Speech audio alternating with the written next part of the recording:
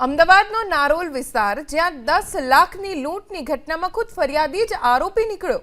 પ્રહલાદનગર સ્થિત ડેકોરેટ ફર્નિચરના શોરૂમનો કર્મચારી કિરણ ચુનારા કલેક્શનના 10 લાખ રૂપિયા લઈને નારોલ વિસ્તારમાંથી પસાર થતો હતો।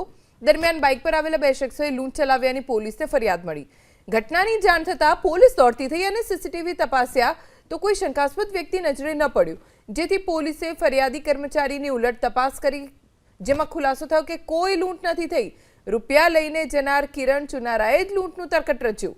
પત્ની ગર્ભવતી અને આર્થિક સંકળામણ હોવાથી કર્મચારીએ જ લૂંટનો ખોટો પ્લાન બનાવ્યો હતો। હાલમાં પોલીસે આરોપી કર્મચારી કિરણ ચુનારાની ધરપકડ કરી છે અને સાવગારિયા ફાર્મમાં ખુલ્લા મેદાનમાં છુપાવેલા 10 લાખ રૂપિયા રિકવર કર્યા છે।